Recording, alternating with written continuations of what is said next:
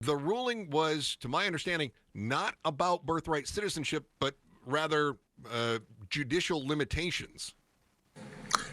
Yeah, and that's exactly right, Chris. The court did not rule on the birthright citizenship executive order, and that, frankly, that was not before them. The Trump administration asked the court to rule on this issue of lower court judges issuing these nationwide injunctions specific to this case, and that's why it was in front of the court. So eventually, the birthright citizenship will get there to the Supreme Court. My guess is either this coming term, next year's term, or maybe even the term after that by the time it plays out.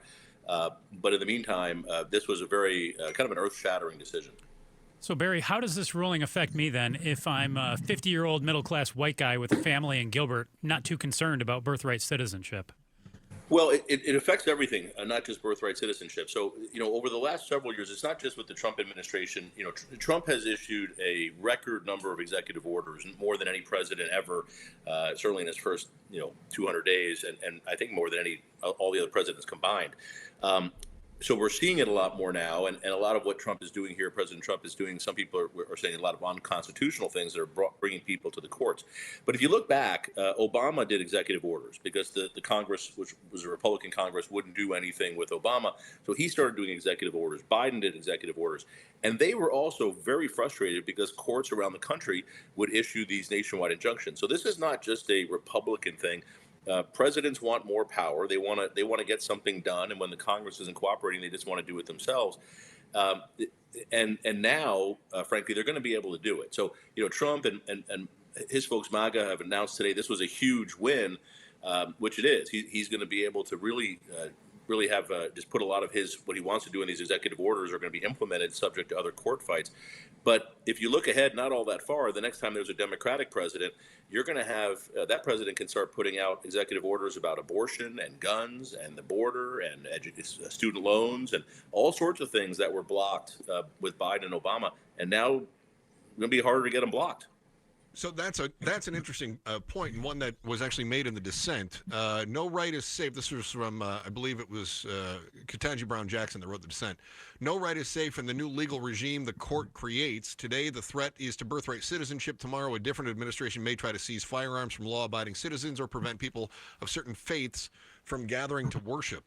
Back to the issue at hand, though, the birthright citizenship. That is actually a really unpopular executive order. 3/4 of the country believe that if you're born here, you're a U.S. citizen. What does this do politically? Are we likely to see implementation of the suspension of birthright citizenship, deportation of people that were born in this country? Yeah, it's interesting, Chris. So a bunch of basically the Democratic attorney generals like Chris Mays in Arizona had filed suit against birthright citizenship, saying it's unconstitutional. So, and some of these lower court orders that we've seen have dealt with that. So, in those states where that's been done, what the court said is, what the Supreme Court said is, the lower courts can rule specific to the parties in front of them, and their order is limited to that. So, if a state comes in and says this is unconstitutional, then theoretically you shouldn't be able to enforce it in that state. But in another 20-something states, it could be enforceable. So if you're asking me, can Trump now say that a baby born in the United States to two illegal immigrants, that when it comes time to say that person is a citizen, we're going to deny that? Could he do that? Yes. And what the court is saying is you can still fight that, but you're going to have to get your own lawyers and go through and do that. Or the court has now said you can do it as a class action. So you could round up people in similar circumstances, and if the court allows it, now this is much more complicated and it takes much longer, but if you could bring in people in the same class of people, so it could be babies born to illegal immigrants, if the court allows that to be a class, and then all those people can kind of do this, and in essence you're getting the injunction that way. But that is a much longer process and much more complicated. Let's talk about nationwide injunctions for just a minute here, Barry. Some of Trump's most recent actions had been frozen by these district court judges all across the country. President Trump's not the first president to run into an injunction issued by a district court judge. Why did this become such a big deal now if we've seen presidents from the past run into the same thing? Yeah, and it's exactly, Joe, and I said that earlier. It's this happened to Biden a ton. It happened to Obama a ton. So how do we get here now then? Well, because Biden and Obama arguably didn't try to become an authoritarian person who was saying, "I want you to do what I want you to do," and and they also had oftentimes a Republican Congress who would also push back. Part of this, what the court is saying, it's not necessarily enhancing presidential power, although that's the effect.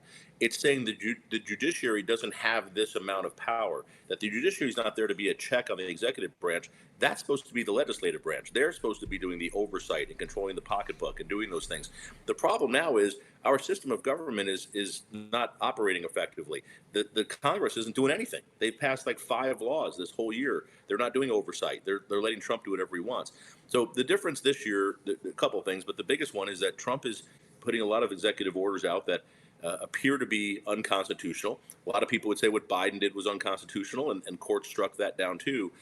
What the Supreme Court did today, though, in saying that no district court judge can issue a nationwide injunction except under very specific circumstances, the result is going to be that presidents are going to have immense power now to issue these executive orders and just start to enforce them without the ability to have them stopped and really to wait until they're fully adjudicated. So, for example, on birthright citizenship, eventually this will get to the Supreme Court, and I fully expect the Supreme Court to say Trump's executive order is unconstitutional.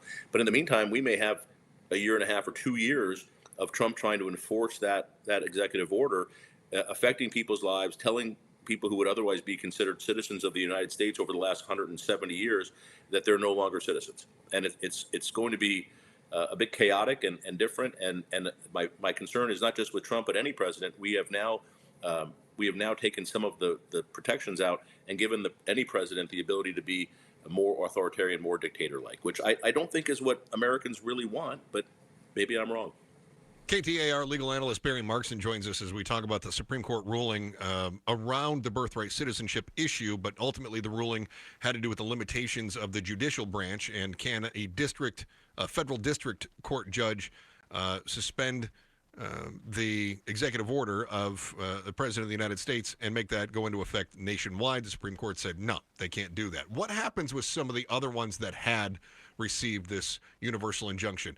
Voter ID, proof of citizenship. That was one of Trump's EOs that was suspended by a district judge.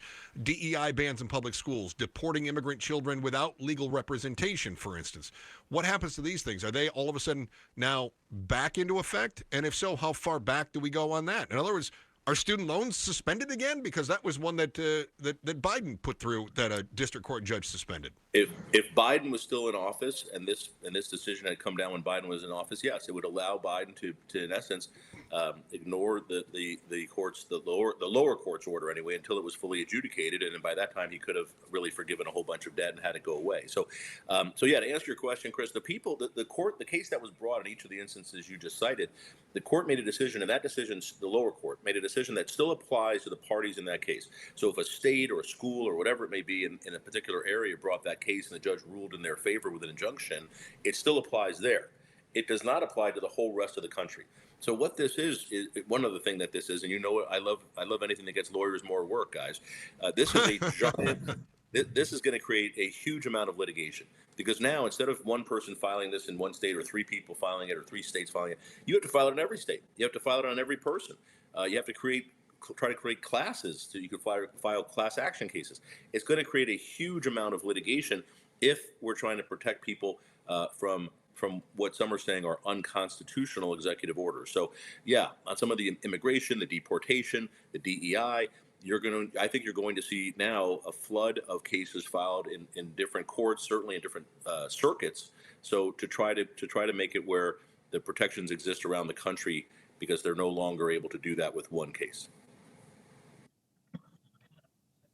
The president was talking about how one very liberal judge in a very liberal state could undo and tie up the whole country for years, was his statement. But this administration has been known to judge shop in the past, filing cases in Florida or in Texas in districts where they know they've got a friendly judge. Does this really make that less likely to happen? Well, it depends, because because the issue is still going to have to be decided. This doesn't mean that Trump can just do whatever he wants. The court will still come in. So, for example, if he's trying to deport one person and you go to court to have that say that that's unconstitutional, this person can't be deported there, that's still going to go in front of a court. So they may still want to put that in front of a friendly judge. But to the effect that ruling would be held all across the country, that part's mostly all over. I mean, there's some exceptions to that, but that's really very much over. So yeah, you may see less of that. But again, Chris, the issue doesn't go away, and there are individual people or individual groups that need to have protection, and Trump still and the other side too may file them in what they consider to be friendly jurisdictions. The Supreme Court today granted a partial stay of nationwide injunctions issued by district judges against President Trump's executive order to effectively end birthright citizenship. Our KTAR News legal analyst, Barry Markson, breaking it all down for us. Thank you so much, Barry. We appreciate it.